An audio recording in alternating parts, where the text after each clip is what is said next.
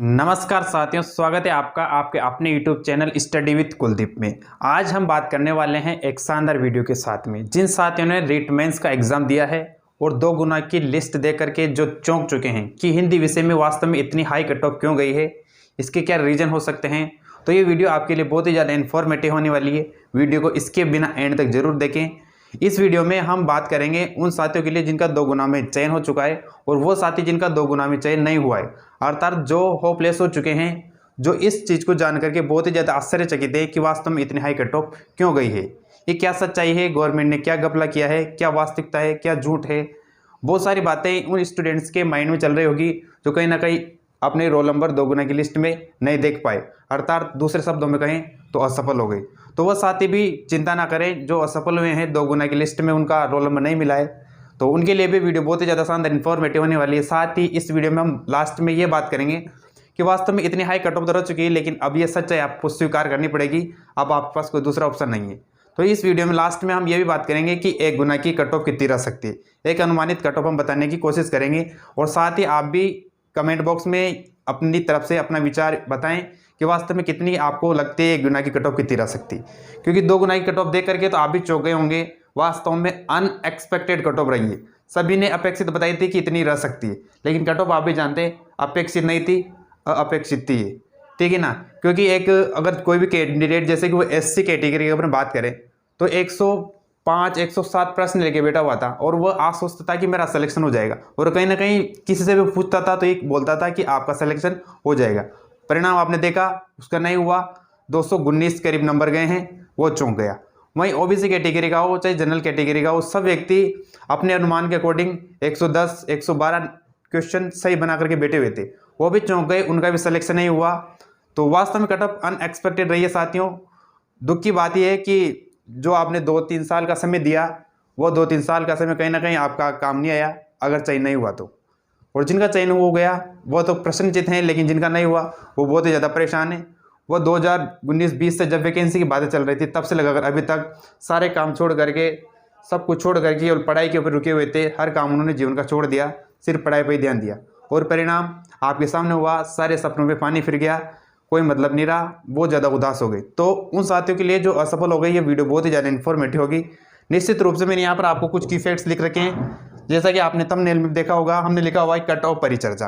ये पूरा का पूरा सेशन हमने कट ऑफ परिचर्चा के ऊपर ही रखा है, अर्थात वास्तव में अब आगे की क्या भूमिका रहेगी, ये वीडियो उनके लिए ज़्यादा इन्फॉर्मेटिव होने वाली है जो कहीं ना कहीं असफल रह गए। तो उनके लिए ये वीडियो बहुत ज़्यादा जरूरी है, उनको जरूर देखनी चाहिए। पूरे की फैक्ट अपने लिखे हैं यहाँ पर, एक एक करके हम सारों पर चर्चा करेंगे। अगर आप हमारे इस यूट्यूब चैनल पर नए हैं तो चैनल को सब्सक्राइब कर लीजिए, बेल आइकन को प्रेस कर लीजिए। और आपके क्या विचार है, 1 गुना की कट ऑफ कितनी रह सकती है, आप कमेंट बॉक्स में बताएं और अपने विचार जरूर प्रदर्शित करें। आशा है आपसे आप अपने सकारात्मक विचार हमें बताने की कोशिश करेंगे ताकि आपके विचार अपेक्षित है और उनके ऊपर विचार किया जाए, ठीक है साथियों। सबसे पहले अपन बात करते हैं उन साथियों के लिए जो 2 गुना की कट ऑफ में जिनका रोल नंबर नहीं मिला है। ऐसे कई साथी जिन्होंने सब कुछ छोड़ के, कुछ साथी तो ऐसे भी होंगे जिन्होंने सीरियसली तैयारी नहीं की थी और जाहिर सी बात है उनका रोल नंबर नहीं मिला तो उनको ज़्यादा दुख नहीं हुआ होगा। वो शायद कोई प्राइवेट जॉब कर रहे हो, कोई अपना खुद का व्यापार कर रहे हो, कहीं ना कहीं किसी न किसी व्यवसाय में लगे हुए हैं, और साथ ही साथ उन्होंने हल्का पढ़ाई भी किया है और कहीं ना कहीं उनको नंबर नहीं आया तो उनका तो व्यवसाय चल रहा है, उनको तो ज़्यादा दिक्कत आने की आवश्यकता नहीं, क्योंकि पहले भी तो व्यवसाय कर रहे थे, उनका परिवार चल रहा था। लेकिन उन साथ रोल नंबर नहीं मिला तो उनको ज़्यादा दुख नहीं हुआ होगा। वो शायद कोई प्राइवेट जॉब कर रहे हो, कोई अपना खुद का व्यापार कर रहे हो, कहीं ना कहीं किसी न किसी व्यवसाय में लगे हुए हैं, और साथ ही साथ उन्होंने हल्का पढ़ाई भी किया है और कहीं ना कहीं उनको नंबर नहीं आया तो उनका तो व्यवसाय चल रहा है, उनको तो ज़्यादा दिक्कत आने की आवश्यकता नहीं, क्योंकि पहले भी तो व्यवसाय कर रहे थे, उनका परिवार चल रहा था। लेकिन उन साथी, वो साथी जिन्होंने सब कुछ छोड़ा हुआ था, सब कुछ समाज को, परिवार को त्याग करके और तैयारी के ऊपर 2-3 साल लगाए रखे थे, और उनका जब चयन नहीं होता तो वास्तव में बहुत ज़्यादा दुख होता है, बहुत ही ज़्यादा दुखी बात होती है।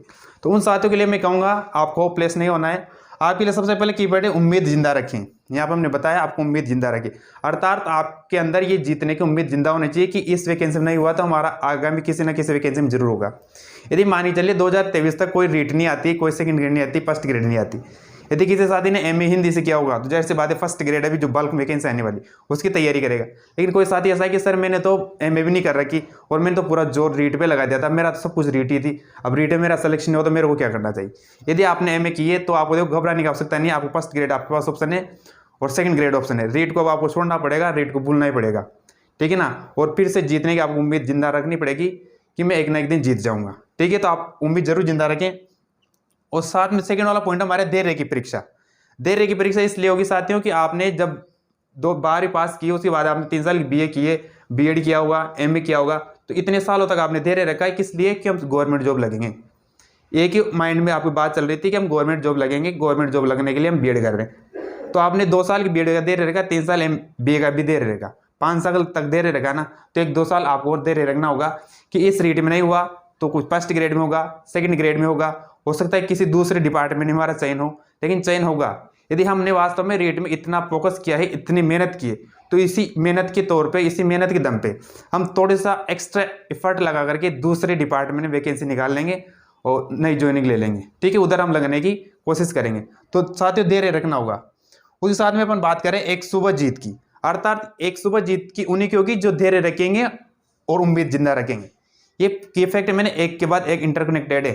अर्थात एक सुबह जीत की, तो मान के चलिए जो बंदा आज हार चुका होगा, क्या कभी उसकी सुबह जीत की हो सकती है? उसकी सुबह जीत की नहीं हो सकती यदि उसने हार मान ली, उम्मीद खो दी। तो आपको उम्मीद जिंदा रखनी होगी, धैर्य रखना होगा, तभी आपकी एक सुबह जीत की होने की संभावना है। तो आप डरे नहीं, घबराए नहीं, रीट है कुछ समय तक चलेगी आपकी, जब तक इनको ज्वाइनिंग नहीं मिलेगी। ज्वाइनिंग मिलने के बाद में आप सेटिस्फाई रहेंगे, ठीक है। जो भी हुआ स्वीकार करना पड़ेगा। मानते बहुत हाई कट ऑफ गई है, आप कल्पना भी नहीं कर सकते इतनी हाई रही, लेकिन आप कुछ भी नहीं कर सकते। चुनावी दौर है, गवर्नमेंट स्पीडली काम करेगी, जिनका चयन हुआ है उनको ज्वाइनिंग देगी और समय आगे बढ़ेगा। दोबारा फिर रीट होगी, सेकंड ग्रेड होगी, कोई ना कोई दूसरी वैकेंसी होगी, आपको उसमें कोशिश करनी है और वहाँ पर अपनी सीट निकालने की साथियों कोशिश करनी है, ठीक है। तो निश्चित रहें, ज़्यादा घबराएं, जीवन में जो भी सब कुछ नहीं होती। ये मैंने पहले वीडियो में बताया था, नौकरी केवल जीवन जीने का एक माध्यम होती है, जीवन नहीं होती। नौकरी जीवन जीने का माध्यम होती है, जीवन नहीं होती। और ये माध्यम आपका धंधा हो सकता है, कोई व्यवसाय हो सकता है, प्राइवेट जॉब भी हो सकती, कुछ भी हो सकता है, लेकिन जीवन नहीं है। तो अपने जीवन को ज़्यादा फोकस करें, अपेक्षा करें नौकरी की। उसके बाद अपन नेक्स्ट पॉइंट बात है, मैं कभी नहीं हारूंगा। अर्थात ये आपको मैं तो सोचना पड़ेगा कि यदि मैं एक लड़ाई हार गया तो मैं दूसरी जीतूंगा, दूसरी हार गया तो तीसरी जीतूंगा, कहीं ना कहीं मैं जीतूंगा, एक दिन में बादशाह बनूंगा। ये विचार आपके माइंड में होना चाहिए। आपने इतिहास जब पढ़ा होगा तो इतिहास में आपने अच्छी तरह पढ़ा होगा कि मोहम्मद गौरी कितनी बार हारा था, ठीक है ना। 12 बार लड़ता था, हार जाता था, 12 बार लड़ता था, हार जाता था, लेकिन उसके माइंड में था एक न एक दिन में जीतूंगा। और आपको पता होगा वो राज करके गया, वो जीता है। ये कब जीता? उसने अगर वो सोच लेता कि मैं तो हार गया, मैं कभी नहीं जीत पाऊंगा, अब 2 बार हार गया, 3 बार हार गया, लेकिन कभी ना कभी तो ऐसा समय बना, परिस्थितियां उसके अनुकूलित हुई और उसका चयन हुआ, अर्थात वो वहां पे जीता, तो आपका भी कभी ना कभी चयन होगा। तो हमेशा ये चीज याद रखनी है, मैं कभी नहीं हारूंगा, अर्थात मैं हमेशा लड़ूंगा और तब तक लड़ूंगा जब तक जीतने जाऊंगा। बिल्कुल सही सुना आपने, जब तक लड़ूंगा, जब तक जीतने जाऊंगा, तो जीत ही मेरी लास्ट लड़ाई होगी। उसके बाद में जीतता वही जो अंत तक लड़ा, अर्थात वही व्यक्ति जीता है वास्तव में जो अंत तक लड़ा है। यदि आप लड़ते लड़ते बीच में हार करके, थाक करके भग गए, तो आप जीते हुए नहीं माने जाएंगे, आप हारे हुए माने जाएंगे। इसलिए जीता वही व्यक्ति जो अंत तक लड़ा, क्योंकि लड़ते लड़ते अक्सर व्यक्ति थक जाते हैं, हार जाते हैं और डर करके मैदान छोड़ देते, और वो व्यक्ति कभी जीतते नहीं। ठीक उसी प्रकार से पढ़ाई में होता है। इसमें कई सारे लाखों स्टूडेंट्स होते हैं। अभी ये जो रीट की वैकेंसी हुई, इसमें कई सारे साथी लड़े और कई सारे हार मान चुके होंगे, अपना रास्ता छोड़ करके दूसरी जगह चले जाएंगे, छोड़ देंगे। फिर और कुछ बचेंगे, वो सेकंड टाइम कोशिश करेंगे। फिर लास्ट में होता ये कि फाइनली वही व्यक्ति बचते हैं जो जीतने के लिए तैयार होते हैं, ठीक है ना, जिनके मन में दृढ़ निश्चय होता है कि नहीं हम तो वास्तव में जीतेंगे जीतेंगे, और वही व्यक्ति जीते दो अंत तक लड़ते हैं। बाकी तो बीच में सब लड़ाई छोड़ छोड़ कर चले जाते हैं, होता यही है। तो आपको करना क्या है, अंत तक लड़ना है, अर्थात जब तक आप में अंदर ताकत है तब तक आप तैयारी करेंगे और अपनी सीट निकालेंगे। इस रीट में नहीं तो सेकंड ग्रेड में निकालेंगे, सेकंड ग्रेड में नहीं तो फर्स्ट ग्रेड में, संस्कृत डिपार्टमेंट, चाहे पटवारी, पुलिस, बहुत सारी वैकेंसी होती है साथियों।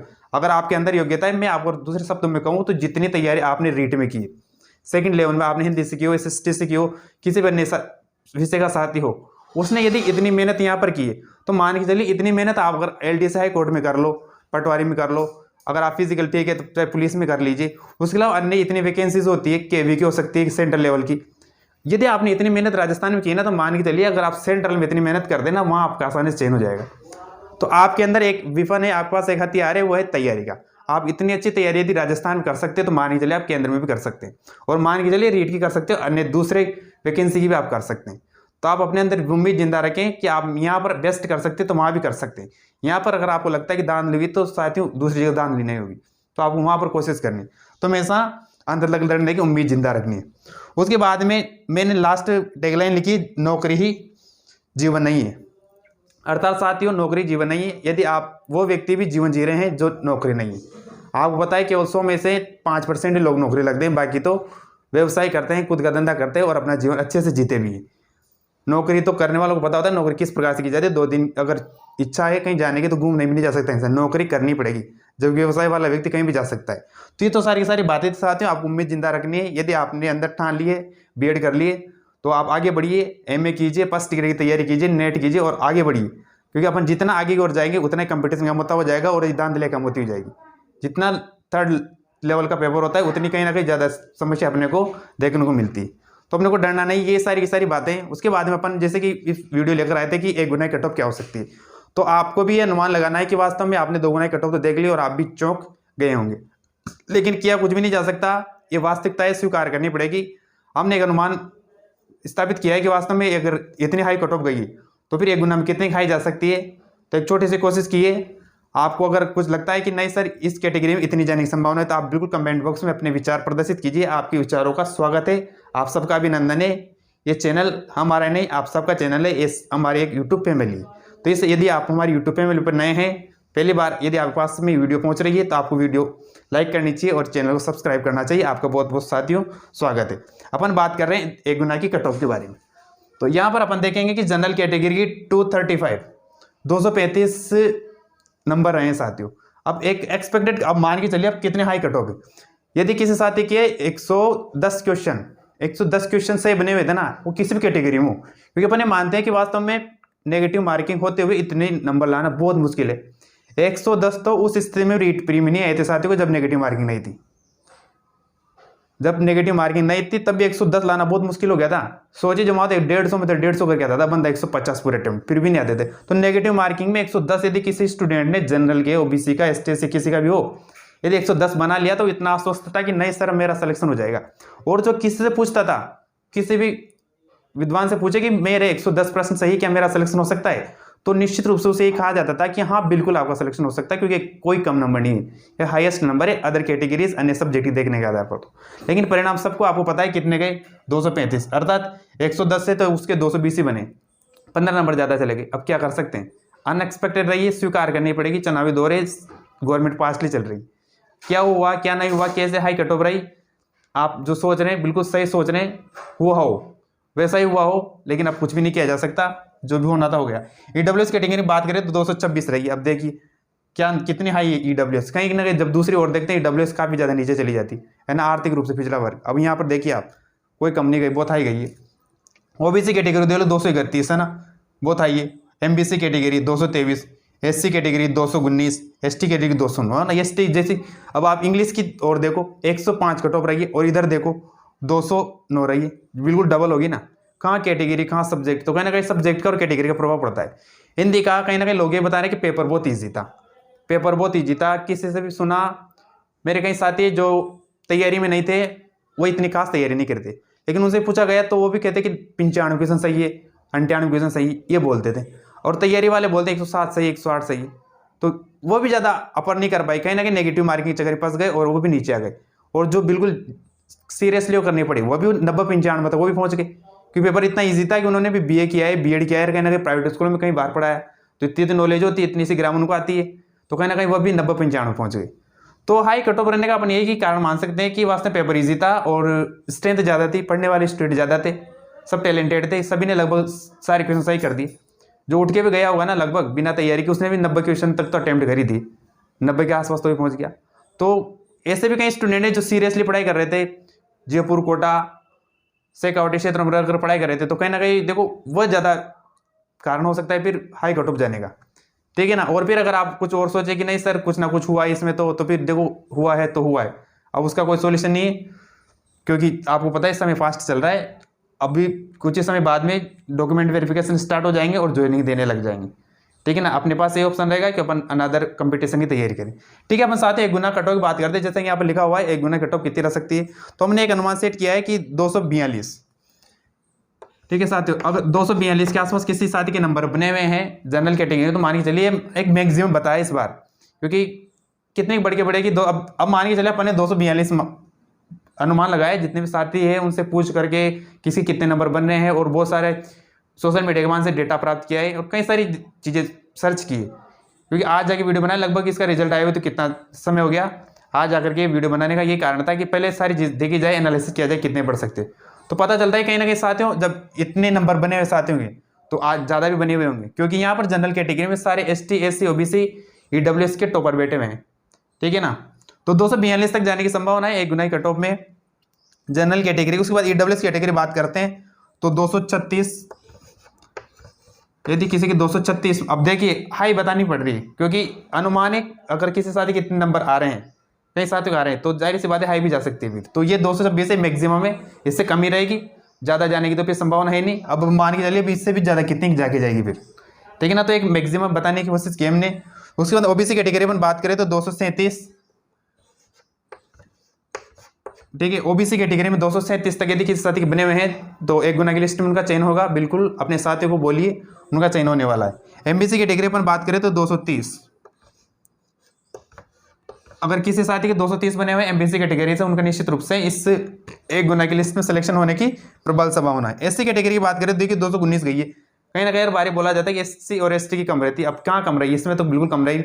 और बात करें तो देखिए 229, क्योंकि 219 तो 2 गुना कट ऑफ रही है, तो कहीं ना कहीं वही 8 से 7-8 नंबर बढ़ने की पूरी संभावना रहती है। अगर इतनी हाई कट ऑफ गई है तो फिर आगे भी जाने की संभावना रहती है। तो 229 के लगभग अपन SC कैटेगरी मानते हैं। और ST कैटेगरी में अगर बात करें तो ST कैटेगरी 220 के आसपास जाने की संभावना है, ठीक है साथियों। तो ये पूरी कट ऑफ अपने बात करी general category, EWS category, OBC, MBC, SC और ST, ठीक है।